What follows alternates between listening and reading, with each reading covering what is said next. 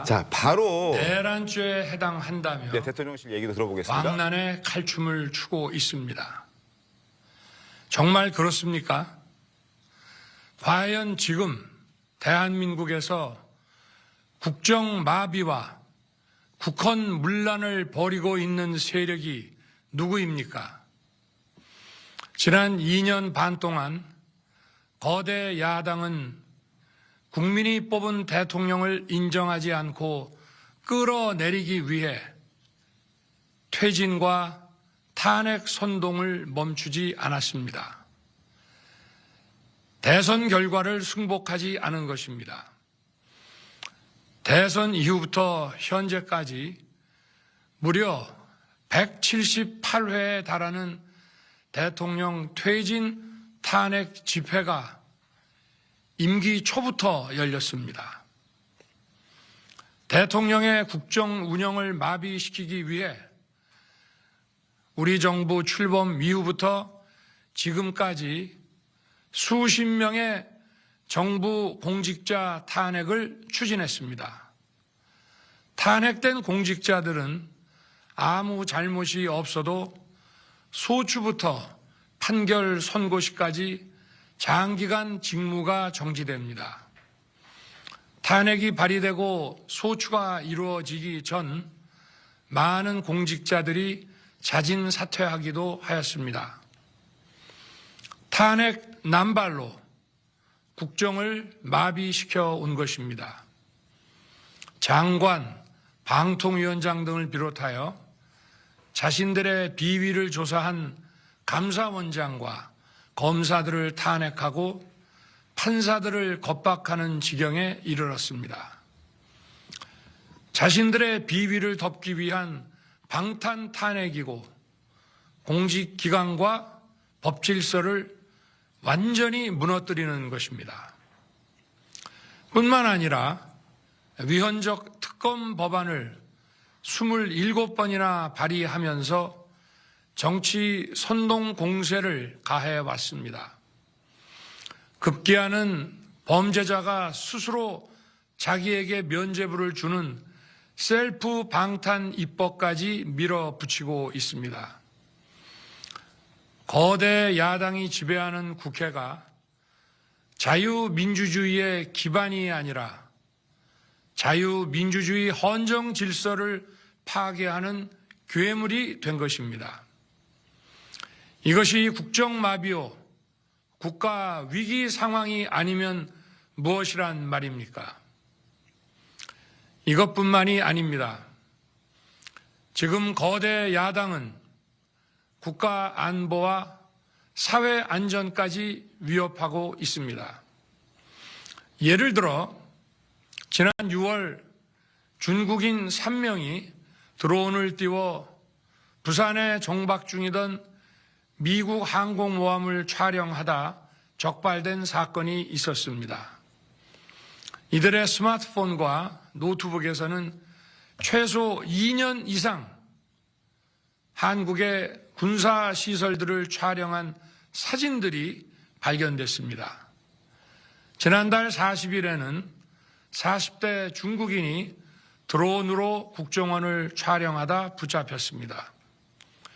이 사람은 중국에서 입국하자마자 곧장 국정원으로 가서 이 같은 일을 벌인 것으로 확인됐습니다. 하지만 현행 법률로는 외국인의 간첩 행위를 간첩죄로 처벌할 길이 없습니다. 이러한 상황을 막기 위해 형법의 간첩죄 조항을 수정하려 하였지만 거대 야당이 완강히 가로막고 있습니다. 지난 정권 당시 국정원의 대공수사권을 박탈한 것도 모자라서 국가보안법 폐지도 시도하고 있습니다. 국가 안보를 위협하는 간첩을 잡지 말라는 것 아닙니까? 북한의 불법적인 핵무장과 미사일 위협 도발에도 GPS 교란과 오물 풍선에도 민주노총 간첩 사건에도 거대 야당은 이에 동조할 뿐 아니라 오히려 북한 편을 들면서 이에 대응하기 위해 고군분투하는 정부를 흠집내기만 했습니다. 북한의 불법 핵 개발에 따른 유엔 대북 제재도 먼저 풀어야 한다고 주장합니다. 도대체 어느 나라 정당이고 어느 나라 국회인지 알 수가 없습니다. 검찰과 경찰의 내년도 특경비, 특활비 예산은 아예 0원으로 깎았습니다. 금융 사기 사건, 사회적 약자 대상 범죄, 마약 수사 등 민생 침해 사건 수사, 그리고 대공 수사에 쓰이는 기묘한 예산입니다. 마약, 딥페이크 범죄 대응 예산까지도 대폭 삭감했습니다. 자신들을 향한 수사 방해를 넘어 마약 수사, 조폭 수사와 같은 민생사범 수사까지 가로막는 것입니다. 대한민국을 간첩 천국, 마약 소굴, 조폭 나라로 만들겠다는 것 아닙니까? 이런 사람들이야말로 나라를 망치려는 반국가 세력 아닙니까? 그래놓고 자신들의 특권을 유지하기 위한 국회 예산은 오히려 늘렸습니다. 경제도 위기 비상 상황입니다. 거대 야당은 대한민국의 성장 동력까지 꺼뜨리려고 하고 있습니다. 민주당이 삭감한 내년 예산 내역을 보면 잘 알 수 있습니다. 원전 생태계 지원 예산을 삭감하고 체코 원전 수출 지원 예산은 무려 90%를 깎아버렸습니다. 차세대 원전 개발 관련 예산은 거의 전액을 삭감했습니다. 기초과학연구, 양자, 반도체, 바이오 등 미래 성장 동력 예산도 대폭 삭감했습니다.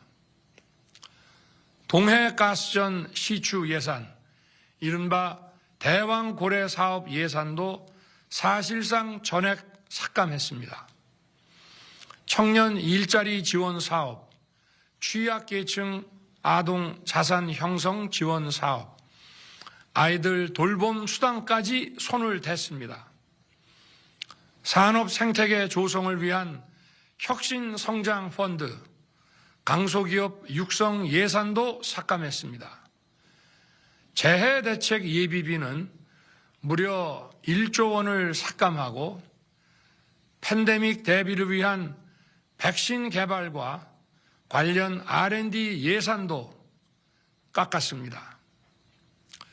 이처럼 지금 대한민국은 거대 야당의 의회 독재와 폭거로 국정이 마비되고 사회 질서가 교란되어 행정과 사법의 정상적인 수행이 불가능한 상황입니다.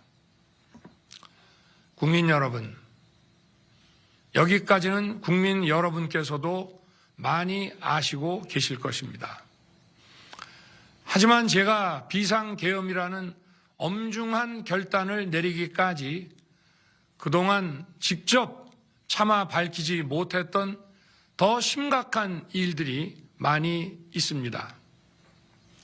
작년 하반기 선거관리위원회를 비롯한 헌법기관들과 정부 기관에 대해 북한의 해킹 공격이 있었습니다. 국가정보원이 이를 발견하고 정보 유출과 전산 시스템 안전성을 점검하고자 했습니다. 다른 모든 기관들은 자신들의 참관하에 국정원이 점검하는 것에 동의하여 시스템 점검이 진행되었습니다. 그러나 선거관리위원회는 헌법기관임을 내세우며 완강히 거부하였습니다. 그러다가 선관위의 대규모 채용 부정 사건이 터져 감사와 수사를 받게 되자 국정원의 점검을 받겠다고 한 발 물러섰습니다. 그렇지만 전체 시스템 장비의 아주 일부분만 점검에 응하였고 나머지는 불응했습니다. 시스템 장비 일부분만 점검했지만 상황은 심각했습니다. 국정원 직원이 해커로서 해킹을 시도하자 얼마든지 데이터 조작이 가능하였고 방화벽도 사실상 없는 것이나 마찬가지였습니다. 비밀번호도 아주 단순하여 1, 2, 3, 4, 5 같은 식이었습니다. 시스템 보안관리 회사도 아주 작은 규모의 전문성이 매우 부족한 회사였습니다. 저는 당시 대통령으로서 국정원의 보고를 받고 충격에 빠졌습니다. 민주주의의 핵심인 선거를 관리하는 전산 시스템이 이렇게 엉터리인데 어떻게 국민들이 선거 결과를 신뢰할 수 있겠습니까?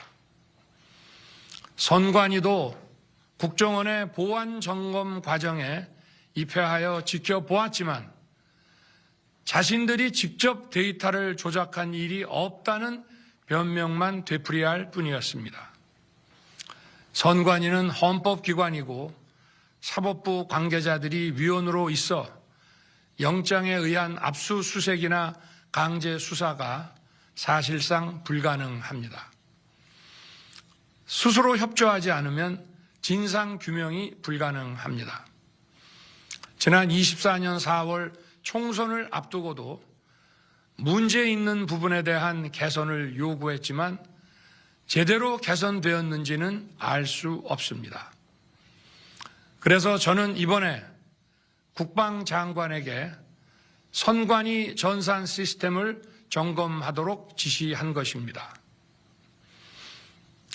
최근 거대 야당 민주당이 자신들의 비리를 수사하고 감사하는 서울중앙지검장과 검사들, 헌법기관인 감사원장을 탄핵하겠다고 하였을 때 저는 이제 더 이상은 그냥 지켜볼 수만 없다고 판단했습니다. 뭐라도 해야 되겠다고 생각했습니다. 이들은 이제 곧 사법부에도 탄핵의 칼을 들이댈 것이 분명했습니다. 저는 비상계엄령 발동을 생각하게 되었습니다.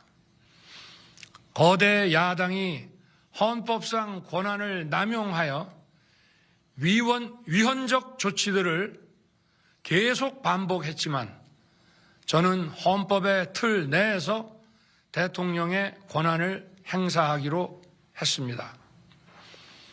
현재의 망국정 국정마비 상황을 사회 교란으로 인한 행정사법의 국가기능 붕괴 상태로 판단하여 계엄령을 발동하되 그 목적은 국민들에게 거대 야당의 반국가적 폐악을 알려 이를 멈추도록 경고하는 것이었습니다. 그럼으로써 자유민주주의 헌정질서의 붕괴를 막고 국가 기능을 정상화하고자 하였습니다. 사실 12월 4일 계엄 해제 이후 민주당에서 감사원장과 서울중앙지검장 등에 대한 탄핵안을 보류하겠다고 발표하여 짧은 시간의 계엄을 통한 메시지가 일정 부분 효과가 있었다고 생각했습니다. 그러나 이틀 후 보류하겠다던 탄핵 소추를 그냥 해버렸습니다. 비상계엄의 명분을 없애겠다는 뜻이었습니다.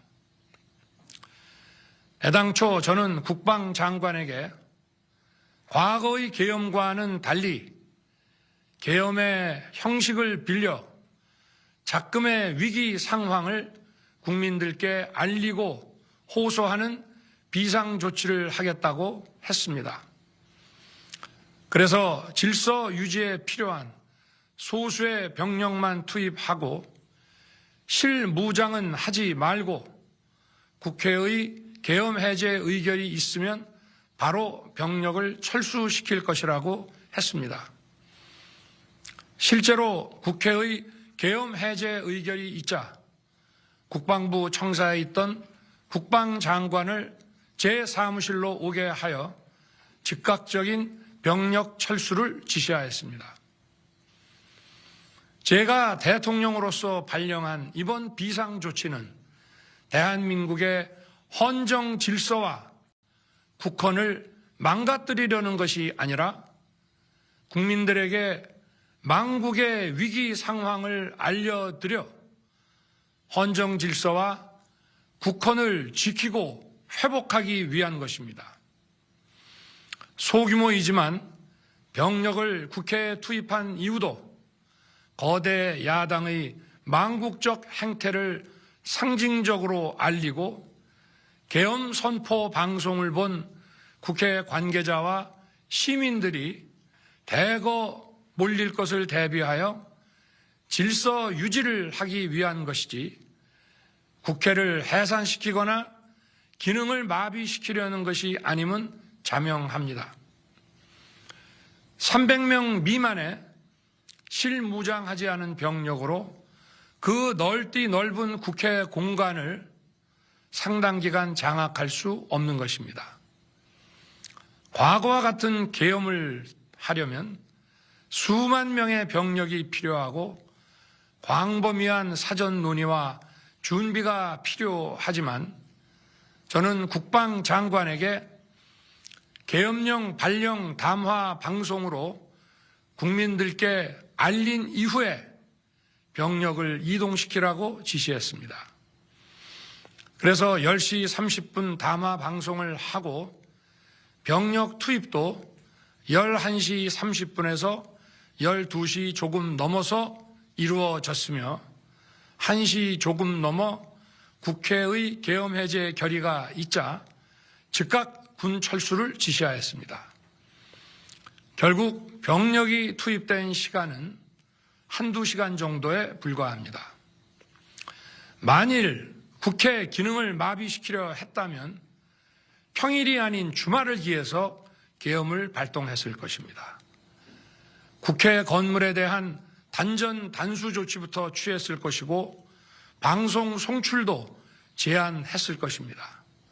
그러나 그 어느 것도 하지 않았습니다. 국회에서 정상적으로 심의가 이루어졌고 방송을 통해 온 국민이 국회 상황을 지켜보았습니다.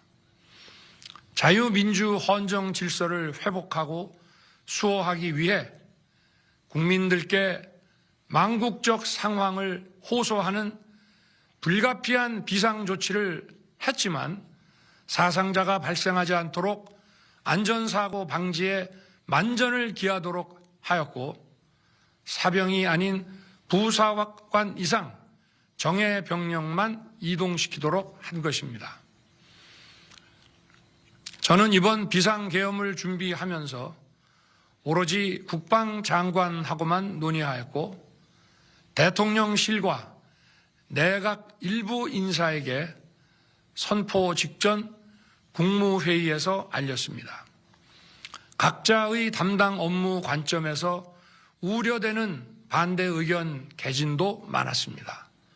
저는 국정 전반을 보는 대통령의 입장에서 현 상황에서 이런 조치가 불가피하다고 설명했습니다. 군 관계자들은 모두 대통령의 비상계엄 발표 이후 병력 이동 지시를 따른 것이니만큼 이들에게는 전혀 잘못이 없습니다. 그리고 분명히 말씀드리지만 저는 국회 관계자의 국회 출입을 막지 않도록 하였고 그래서 국회의원과 엄청나게 많은 인파가 국회 마당과 본관, 본회의장으로 들어갔고 계엄 해제 안건 심의도 진행된 것입니다. 그런데도 어떻게든 내란죄를 만들어 대통령을 끌어내리기 위해 수많은 허위 선동을 만들어내고 있습니다. 도대체 2시간짜리 내란이라는 것이 있습니까? 질서 유지를 위해 소수의 병력을 잠시 투입한 것이 폭동이란 말입니까? 거대 야당이 거짓 선동으로 탄핵을 서두르는 이유가 무엇이겠습니까? 단 하나입니다. 거대 야당 대표의 유죄 선고가 임박하자 대통령의 탄핵을 통해 이를 회피하고 조기 대선을 치르려는 것입니다. 국가 시스템을 무너뜨려서라도 자신의 범죄를 덮고 국정을 장악하려는 것입니다. 이야말로 국헌문란 행위 아닙니까? 저를 탄핵하든 수사하든 저는 이에 당당히 맞설 것입니다. 저는 이번 계엄 선포와 관련해서 법적, 정치적 책임 문제를 회피하지 않겠다고 이미 말씀드린 바 있습니다.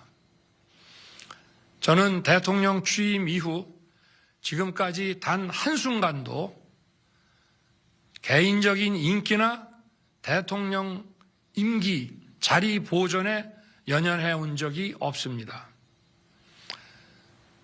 자리 보존 생각만 있었다면 국헌문란 세력과 구태여 맞서 싸울 일도 없었고 이번과 같이 비상계엄을 선포하는 일은 더더욱 없었을 것입니다. 5년 임기 자리 지키기에만 매달려 국가와 국민을 외면할 수 없었습니다. 저를 뽑아주신 국민의 뜻을 저버릴 수 없었습니다. 하루가 멀다 하고 다수의 힘으로 입법 폭고를 일삼고 오로지 방탄에만 혈안되어 있는 거대 야당의 의회 독재에 맞서 대한민국의 자유민주주의와 헌정 질서를 지키려 했던 것입니다. 그 길밖에 없다고 판단해서 내린 대통령의 헌법적 결단이자 통치 행위가 어떻게 내란이 될 수 있습니까? 대통령의 비상계엄 선포권 행사는 사명권 행사, 외교권 행사와 같은 사법심사의 대상이 되지 않는 통치 행위입니다. 국민 여러분, 지금 야당은 저를 중범죄자로 몰면서 당장 대통령직에서 끌어내리려 하고 있습니다. 만일 망국적 국헌문란 세력이 이 나라를 지배한다면 어떤 일이 벌어지겠습니까? 위헌적인 법률, 셀프 면죄부 법률, 경제 폭망 법률들이 국회를 무차별 통과해서 이 나라를 완전히 부술 것입니다. 원전 산업, 반도체 산업을 비롯한 미래 성장 동력은 고사될 것이고 중국산 태양광 시설들이 전국의 살림을 파괴할 것입니다. 우리 안보와 경제의 기반인 한미 동맹, 한미일 공조는 또다시 무너질 것입니다. 북한은 핵과 미사일을 고도화하여 우리의 삶을 더 심각하게 위협할 것입니다. 그러면 이 나라 대한민국의 미래가 어떻게 되겠습니까? 간첩이 활개치고 마약이 미래 세대를 망가뜨리고 조폭이 설치는 그런 나라가 되지 않겠습니까? 지금껏 국정마비와 국헌문란을 주도한 세력과 범죄자 집단이 국정을 장악하고 대한민국의 미래를 위협하는 일만큼은 어떤 일이 있어도 막아야 합니다. 저는 끝까지 싸울 것입니다. 국민 여러분, 국정마비의 망국적 비상 상황에서 나라를 지키기 위해, 국정을 정상화하기 위해 대통령의 법적 권한으로 행사한 비상계엄 조치는 대통령의 고도의 정치적 판단이고 오로지 국회의 해제 요구만으로 통제할 수 있는 것입니다. 이것이 사법부의 판례와 헌법학계의 다수 의견임을 많은 분들이 알고 있습니다. 저는 국회 해제 요구를 즉각 수용했습니다. 계엄 발령 요건에 관해 다른 생각을 가지고 계신 분들도 있습니다만 나라를 살리려는 비상 조치를 나라를 망치려는 내란 행위로 보는 것은 여러 헌법학자와 법률가들이 지적하는 바와 같이 우리 헌법과 법 체계를 심각한 위험에 빠뜨리는 것입니다. 저는 묻고 싶습니다.